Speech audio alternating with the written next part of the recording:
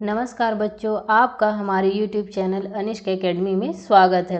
आज हम इस वीडियो में कक्षा 11वीं विषय हिंदी आरोह भाग 1 के काव्य खंड से रैदास के पद का अध्ययन करने वाले हैं। अपने पद में रैदास जी ने हिंदू मुस्लिम के जाति पाति के भेद को नकारा है और इस भाव को ईश्वर भक्ति में बाधा माना है।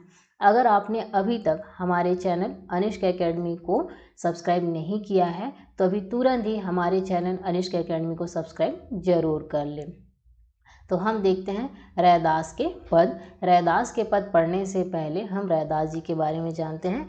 रैदास जी का जन्म काशी में हुआ था, जो बनारस में है, और इनके गुरु रामानंद जी थे। कहा जाता है कि ये रामानंद जी के 12 शिष्यों में से एक थे। कबीरदास जी के बारे में तो आप जानते ही हैं, कबीरदास जी के गुरु भी रामानंद जी थे और कबीरदास जी के बाद ही रामानंद जी के शिष्य रैदास हुए। और मीराबाई, जिनका पद आपने पढ़ा है, मीराबाई रैदास जी को ही अपना गुरु मानती थी। तो ये थी इनकी छोटी सी जानकारी। अब हम देखते हैं रैदास के पद, जिसमें सबसे पहला पद है, जाति जाति में जाति है जो केतन के पात, रैदास मनुष्य न जुड़ सके जब तक जाति न जात। तो यहाँ पे इसमें आप ये लिखेंगे प्रसंग में कि रैदास जी ने मनुष्य को परस्पर जुड़ने में जातिगत भाव को बाधा बताया है। वो कह रहे हैं जाति, जाति का मतलब जाति, जो वर्ण वंश होता है वो। यहाँ पे केतन, केतन का मतलब होता है केला, घर भी होता है, लेकिन इस पद में केतन का अर्थ है केला। पात, पात का मतलब होता है पत्ता, जो वृक्ष का पत्ता होता है वो। इसका मतलब दोष और त्रुटि भी होता है, लेकिन इस पद में पात का मतलब है पत्ता, मतलब केला का पत्ता। तो यहाँ पे रैदास जी कह रहे हैं कि केले के पत्ते के समान जाति जाति में समानता है। रैदास मनुष्य न जुड़ सके जब तक जाति न जात। रैदास जी कह रहे हैं कि जब तक संसार में मनुष्यों के बीच में जाति जाति का भेदभाव रहेगा, तब तक सभी मनुष्य एक दूसरे से परस्पर आपस में नहीं जुड़ सकते। अब इस पद में केतन के पात मतलब केले के पत्ते के समान जाति को क्यों कहा है? आपने केले का तना देखा होगा। जो केले का तना होता है वो केले के पत्तों का परिवर्तित रूप है, और तने के ऊपर से उसको एक एक पत्ते को जब हम हटाते हैं उसके परत को, तो उसका निस्सार रूप, जो असली रूप है, वो प्रकट हो जाता है। तो उसी तरह से इस दुनिया में मनुष्य की जाति भी है। मनुष्य तो सब मनुष्य एक ही समान है, लेकिन उनकी जातियां अलग अलग है। इसलिए रैदास जी ने यहाँ पे जाति को केले के पत्ते के समान बताया है। यहाँ पे विशेष में आप इसमें लिख सकते हैं कि कवि ने जाति पाति में भेद यहाँ पे बताया है, और इसमें जाति जाति में जाति, इसमें उपमा अलंकार और यमक अलंकार का प्रयोग है और शांत रस है। अब हम देखते हैं दूसरा पद, जिसमें रैदास जी क्या कहते हैं, रैदास कनक और कंगन मिही जिमी अंतर कछु नाही, तैसे ही अंतर नहीं हिंदुअन तुर्कन माही। कनक का मतलब होता है स्वर्ण, कंगन जो हाथ में चूड़ी पहनते हैं वो, और माही का मतलब होता है के बीच में, जिमी का मतलब होता है जैसे, कुछ मतलब कुछ, नाही का मतलब होता है नहीं। हिंदुअन मतलब हिंदू लोग, और तुर्कन का मतलब होता है मुसलमान लोग। तो यहाँ पे रैदास जी कह रहे हैं कि सोने और, कनक का मतलब होता है स्वर्ण, सोना और सोने से बना हुआ कंगन, ये दोनों के मूल्य में कोई भी अंतर नहीं होता। क्यों? क्योंकि जो सोना है उसी से वो कंगन बना है, इसलिए दोनों के मूल्य में कोई अंतर नहीं रहता। तैसे ही अंतर नहीं हिंदुअन तुर्कन माही। तो उसी तरह हिंदू और मुस्लिम दोनों के बीच भी कोई अंतर नहीं है। क्यों? क्योंकि दोनों तो मनुष्य हैं, बस उनका धर्म ही अलग अलग है। ये यहाँ पे रैदास जी ने बताया है। इसमें भी आप विशेष में लिखेंगे कि यहाँ पे शांत रस का प्रयोग किया गया है, माधुर्य गुण है, और भाषा जो है इनकी वो अवधि है। इस तरह से ये पद है। अब हम देखते हैं अगला पद, जिसमें रैदास जी ने क्या कहा है। यहाँ पे रैदास जी कह रहे हैं कि हिंदू तुरक नहीं कछु भेदो, सभी मह एक रक्त और माशा, दोष एकौ दूजा नाही, पेख्यो सोई रैदासा। तुरक अभी मैंने ऊपर वाले पद में बताया, मुसलमान, हिंदू यानी हिंदू धर्म वाले। भेद का मतलब होता है अंतर, और यहाँ पे रक्त यानी खून, माशा मतलब मांस। दोष एकौ, एकौ का मतलब होता है एक, दूजा का मतलब दो, नाही मतलब नहीं, और यहाँ पे पेख्यो मतलब देखता है। तो रैदास जी ने यहाँ पे हिंदू मुस्लिम के बीच कोई भी भेद नहीं है, इस चीज़ को उन्होंने बताया है। ये आप प्रश्न में ऐसा लिख सकते हैं। अब इसकी व्याख्या में हम लिखेंगे कि रैदास जी कह रहे हैं कि हिंदू मुस्लिम के बीच दोनों में कोई भी अंतर नहीं है, कोई भी भेद नहीं है, क्योंकि दोनों के शरीर में एक ही रक्त और मांस है, मतलब इन दोनों में समानता है। तो दोष एकौ दूजा नहीं, तो इस तरह से दोनों एक ही हैं, दो नहीं हैं। जैसे हम हिंदू और मुस्लिम दो अलग अलग यहाँ पे बोल रहे हैं, तो रैदास जी का कहना है कि दोनों में एक ही रक्त और मांस से बने हुए शरीर है, इसलिए हिंदू और मुस्लिम ये दो नहीं है बल्कि एक हैं। पेख्यो सोई रैदासा। और जो इन दोनों के बीच ऐसी समानता देखता है कि दोनों एक समान है, वही सचमुच में राम का दास है। क्यों? जो सिर्फ एक ही भगवान की भक्ति में लीन है, वही ये जानेगा कि हिंदू और मुस्लिम दोनों अलग अलग नहीं है बल्कि दोनों एक ही हैं। यहाँ पे भी शांत रस का प्रयोग है और अनुप्रास अलंकार का प्रयोग किया गया है। फिर है अगला पद, जिसमें रैदास जी क्या कह रहे हैं। कह रैदास तेरी भक्ति दूरी है, भाग बड़े सो पावे, तजी अभिमान मेटी आपा पर, पिपीलक हवे चुनी खावे। भक्ति का मतलब होता है भक्ति, जो हम भगवान के प्रति अपनी भक्ति भावना रखते हैं, वो दूरी मतलब दूर, अलग। भाग का मतलब होता है भाग्य, पावे यानी पाना। फिर तजी मतलब अलग करना, अभिमान मतलब अहंकार, और मेटी का मतलब होता है मिटाना। पिपीलक का मतलब होता है चींटी, चुनी यानी चुनना, खावे का मतलब होता है खाना। यहाँ पे प्रसंग में आप लिखेंगे कि जो रैदास जी हैं वो कह रहे हैं कि भगवान की भक्ति बड़े भाग्य से नसीब होती है, मतलब बड़े किस्मत वालों को ही भगवान की भक्ति मिलती है। तो कैसे लोगों को मिलती है ये कह रहे हैं। कह रैदास तेरी भक्ति दूरी है, भाग बड़े सो पावे। कवि रैदास जी कहते हैं कि प्रभु आपकी भक्ति जो है वो बहुत ही दूर है, उसे पाना बहुत कठिन है, सरल नहीं है। कहने का मतलब भगवान की भक्ति पाना सरल नहीं है, बहुत ही दूर है, कठिन है। और भाग बड़े सो पावे, जो बहुत ही बड़े भाग्यशाली हैं उन्हीं को भगवान की भक्ति प्राप्त होती है। तजी अभिमान मेटी आपा पर, पिपलक हवै चुनी खावे।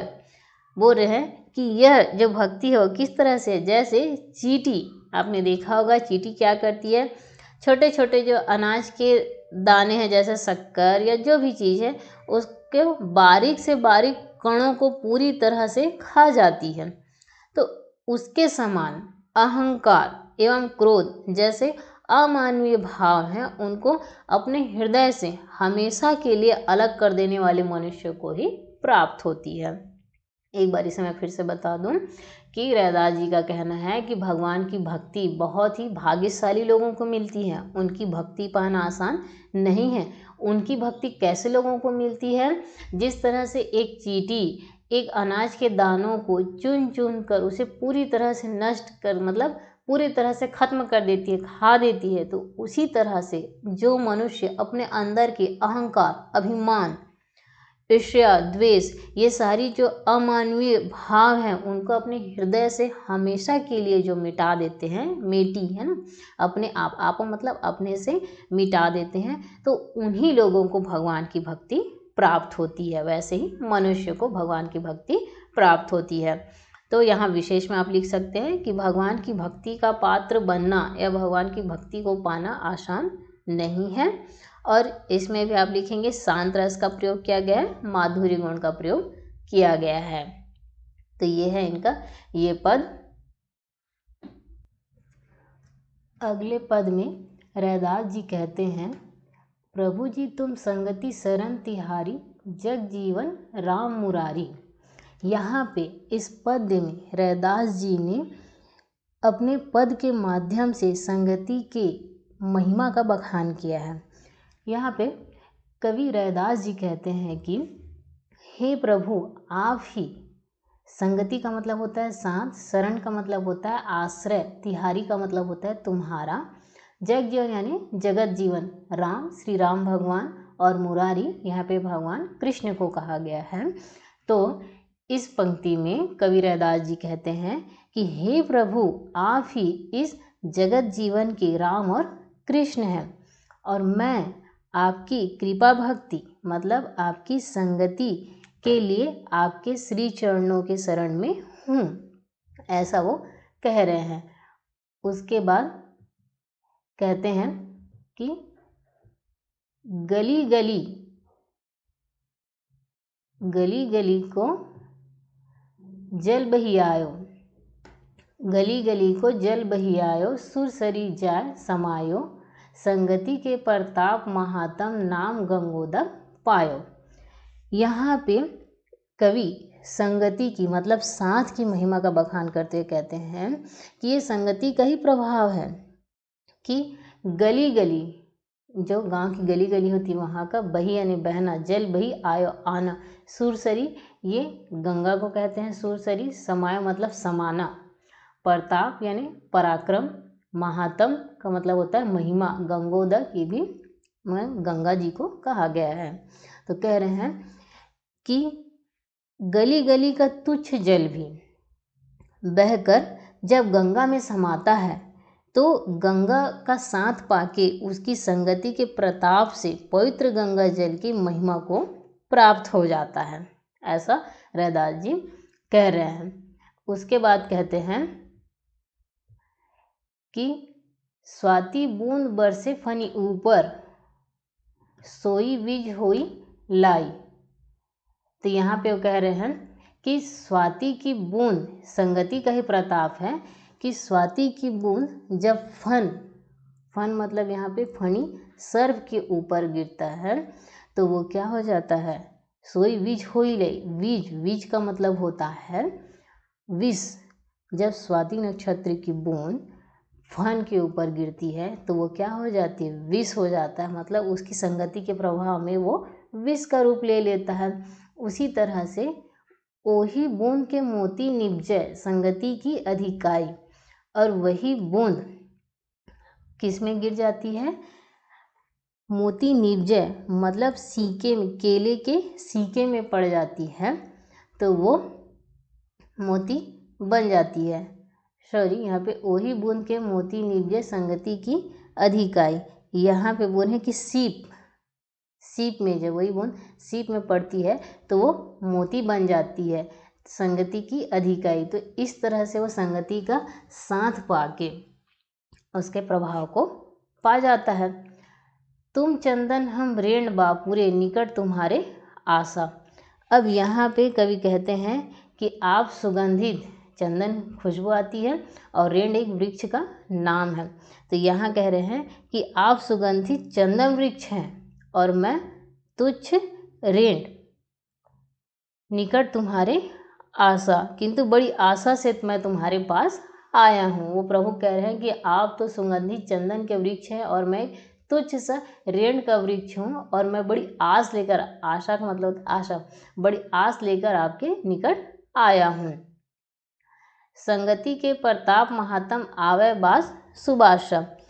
वो कह रहे हैं कि आपकी संगति के परम प्रताप से गंध में भी सुगंध आ जाती है, मतलब बास का मतलब होता है गंध, सुबासा का मतलब होता है सुगंध। तो संगति के प्रताप महात्म, प्रताप पराक्रम, महात्म यानी महिमा, कि आपकी संगति के परम प्रताप से गंध में भी सुगंध आ जाती है, ऐसा कह रहे हैं। और उसके बाद जाति भी ओछी कर्म भी ओछा, ओछा कसर हमारा, नीचे से प्रभु ऊंच कियो है कही रैदास विचारा। अब आगे कहते हैं कि मैं तो ओछी, ओछी का मतलब होता है तुच्छ। रैदास जी स्वयं से कह रहे हैं, प्रभु के सामने कह रहे हैं कि मैं तो जाति से भी तुच्छ हूँ और मेरा कर्म यानी अपना कार्य भी तुच्छ है। ओछा कसब हमारा, कसब का मतलब होता है व्यवसाय, और मेरा व्यवसाय भी तुच्छ है, निम्न है। मैं जाति से, कर्म से और व्यवसाय से तुच्छ हूँ। नीचे से प्रभु ऊंच की ओर है, कही रैदास विचारा। लेकिन रैदास जी कह रहे हैं किंतु मुझे विश्वास है कि आपकी संगति मतलब आपकी कृपा, आपकी जो भक्ति कृपा है, निम्न से निम्न की उच्च बना देती है।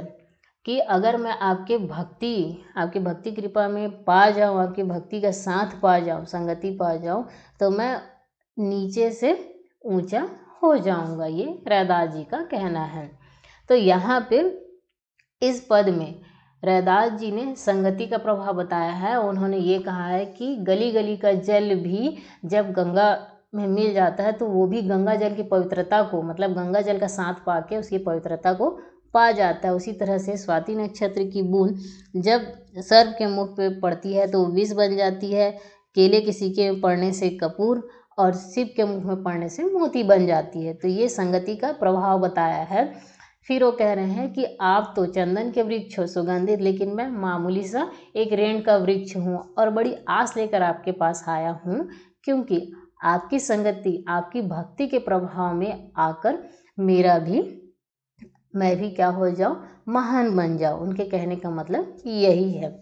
और वो कह रहे हैं कि मैं अपनी जाति से भी छोटा हूँ, कर्म से भी छोटा और मेरा व्यवसाय भी छोटा है, लेकिन अगर मुझे आपकी संगति का प्रभाव कहने का मतलब है कि आपकी भक्ति मिल जाए, आपकी भक्ति की संगति मिल जाए तो मैं भी निम्न से उच्च हो जाऊंगा, ऐसा रैदास जी कह रहे हैं। तो यहाँ पे विशेष में आप लिखेंगे कि संगति और ईश्वर की जो कृपा महिमा को कवि ने यहाँ पे बताया है, और साथ में यहाँ पे उनकी भाषा जो है वो अवधी है और खड़ी बोली। और इसमें ये भी लिख सकते हैं कि इसमें अलंकार का भी प्रयोग किया गया है। तो इस तरह से ये हुआ आपका पहले पद में आपने देखा, और ये दूसरा पद। पहले पद में आपने ये देखा कि जाति के भेदभाव के बारे में बताया है कि किस तरह से अगर जब तक इंसान अगर जाति पात में ही लगा रहे तो एक दूसरे के परस्पर वो कभी नहीं समझ पाएंगे, और दूसरे में संगति के प्रभाव को यहाँ पे उन्होंने बताया है। इस कविता में आपको कहीं पे भी किसी भी पद में अगर डाउट हो तो आप कमेंट्स कर सकते हैं। अगर आपको यह कविता, ये पद पहला और दूसरा दोनों अच्छे से समझ में आ गया हो तो इस वीडियो को लाइक व अपने क्लासमेट को शेयर जरूर करें, और साथ ही हमारे चैनल अनिष्क एकेडमी को सब्सक्राइब करना ना भूलें। धन्यवाद।